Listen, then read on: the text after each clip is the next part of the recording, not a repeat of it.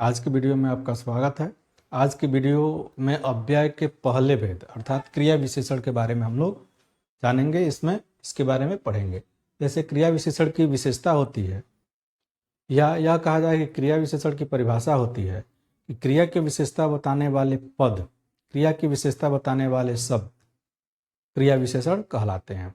जैसे आप जानते हैं कि विशेषता बताना विशेषण का काम है, ठीक उसी तरह विशेषण भी क्रिया है। क्रिया विशेषण भी विशेषण ही है। जब संज्ञा और सर्वनाम की विशेषता बताई जाए तो उसको विशेषण कहते हैं, लेकिन वही जब क्रिया की विशेषता बताई जाए तो उसको हम क्रिया विशेषण कहते हैं। जैसे कहा जाए कि ध्यान रखेंगे, वह लड़का पढ़ने में बहुत तेज है, बहुत तेज है। तो ध्यान रखेंगे कि यहाँ विशेषण क्या है, तो यह बहुत और तेज, यह तेज विशेषण है और उसके बारे में और बता रहा है तो यह बहुत प्रविशेषण है और तेज विशेषण है। तो यह तेज किसके लिए प्रयुक्त हुआ? लड़के के लिए। ठीक, तो अब देखें कि लड़का तेज है किसमें? पढ़ने में। ठीक, अब तो यह जो तेज है यह विशेषण कहलाएगा, इसको हम विशेषण कहेंगे। लेकिन यही जब तेज क्रिया की विशेषता बताने लगे तो वह क्रिया विशेषण हो जाएगा। जैसे वह लड़का बहुत तेज पढ़ता है, बहुत तेज पढ़ता है। अब प्रश्न है कि कौन पढ़ता है? तो लड़का पढ़ता है। लड़का क्या करता है? तो पढ़ता है। कैसे पढ़ता है? तो तेज। तो यहां जो तेज है, यहां लड़के की विशेषता नहीं है, यहां तेज पढ़ने की विशेषता है और पढ़ता है क्या है? क्रिया है। तो इसकी जो विशेषता बताएगा उसको हम क्या कहेंगे? क्रिया विशेषण। उसको हम कहेंगे क्रिया विशेषण। तो इसी तरह हम ध्यान रखेंगे कि विशेषण पद विशेषण तो है ही, क्रिया विशेषण में भी प्रयुक्त होता है। अब हमको यह ध्यान रखना है कि वह किसके लिए प्रयुक्त है। यदि वह संज्ञा और सर्वनाम के लिए प्रयुक्त है तो विशेषण, और यदि वह क्रिया के लिए है तो क्रिया विशेषण। क्रिया विशेषण वैसे अलग भी होते हैं। जैसे कहा जाए कि वह कब गया, प्रश्न हो कि वह कब गया, वह कब गया प्रश्नवाचक वाक्य है। यह जो कब है यह समय का बोध कराएगा, और यह जाने के बारे में पूछ रहा है तो यह जो कब है यह क्रिया विशेषण शब्द कहलाता है। इधर सुनो, इधर सुनो, सुनो का मतलब आना, तो यह सुनो क्रिया है और इसके बारे में इधर पद की बात की गई तो इधर शब्द भी क्रिया विशेषण है। ठीक है। अब एक चीज और है, जैसे तुम्हें नहीं जाना चाहिए, तुम्हें नहीं जाना चाहिए, नहीं जाना चाहिए।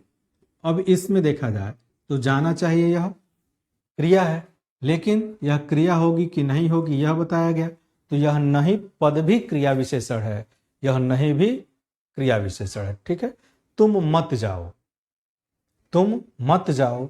अब यहाँ नहीं की जगह पर यदि मत हो जाए कि तुम्हें नहीं जाना चाहिए, तुम मत जाओ, तो मत शब्द भी क्रिया विशेषण है। तो इस तरह हम ध्यान देंगे कि क्रिया के बारे में जो कुछ सूचना मिलती है, वह हो, नहीं हो, कब हो, कैसे हो, यह जो कहाँ हो, यह जो होता है वह क्रिया विशेषण पद होता है, और वही क्रिया के बारे में यह जानकारियाँ उपलब्ध कराता है। तो इस तरह देखते हैं कि क्रिया विशेषण के 4 भेद होते हैं: स्थानवाचक, कालवाचक, रीतिवाचक और परिमाणवाचक। स्थानवाचक जगह को बताएगा, कालवाचक समय को बताएगा, रीतिवाचक तरीके को बताएगा, और परिमाणवाचक क्रिया के किस मात्रा में कैसे होती है उसके बारे में बताएगा।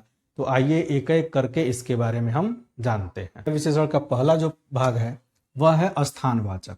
स्थानवाचक क्रिया विशेषण किसे कहते हैं?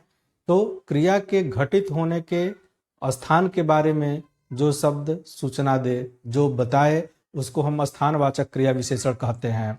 यह जैसे होता है कि इधर आओ, इधर आओ, तो आना क्रिया है, और किधर आओ, आने का जगह क्या है, तो वह स्थान को ही इंगित करता है। तो इधर भी स्थानवाचक क्रिया विशेषण है। उसी तरह जहाँ, वहाँ, कहाँ, इधर, उधर, किधर, ये जो भी लिखे गए हैं यह स्थानवाचक क्रिया विशेषण कहलाते हैं। इनका काम होता है कि यह क्रिया के स्थान को बताए। जैसे तो यह क्रिया विशेषण का काम है कि यह क्रिया के स्थान को बताते हैं। जैसे वह कहाँ चला गया, वह कहाँ चला गया, तो यह जाने के बारे में स्थान को इंगित कर रहा है। कहाँ पद, तो यह कहाँ, इधर, यह जो पद होते हैं यह स्थानवाचक क्रिया विशेषण कहलाते हैं। कालवाचक को समयवाचक भी हम कहते हैं। इसमें क्रिया के घटित होने के समय के बारे में बात की जाती है, क्रिया के घटित होने के समय के बारे में बताया जाता है, इसको हम कालवाचक क्रिया विशेषण कहते हैं। तो जैसे तुम कब आए, तुम कब आए, तो यह कब समय को बताएगा। तुम्हें अब चलना चाहिए,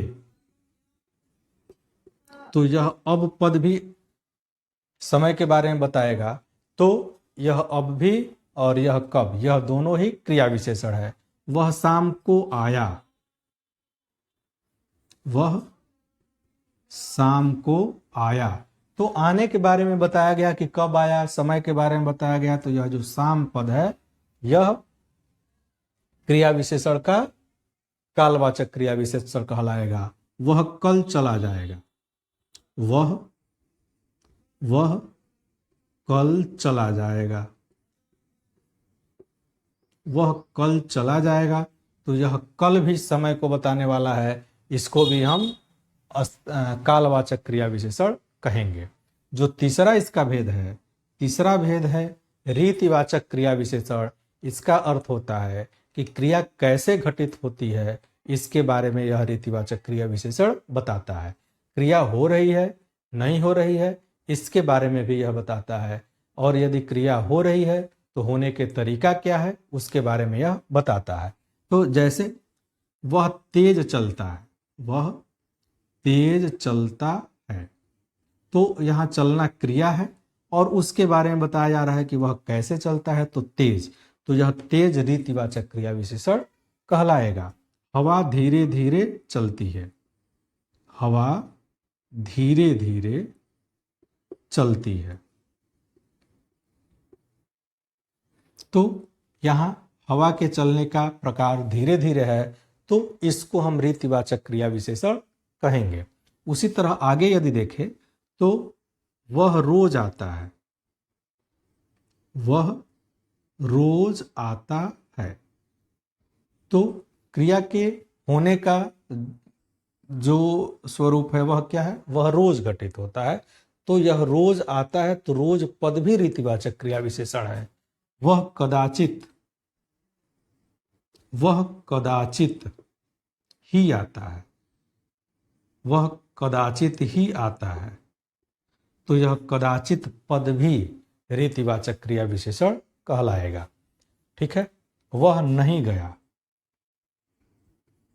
वह नहीं गया, तो यह नहीं पद भी रीतिवाचक क्रिया विशेषण कहलाएगा।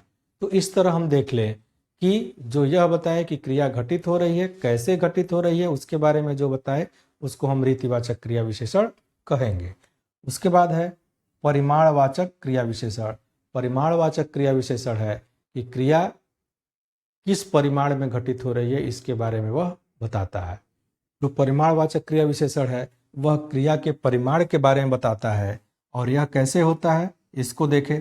जैसे वह बहुत खाता है,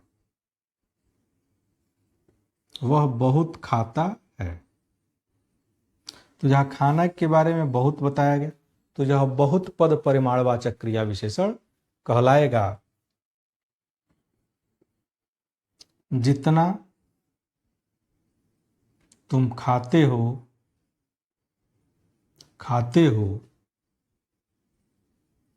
उतना कोई नहीं खाएगा, उतना कोई नहीं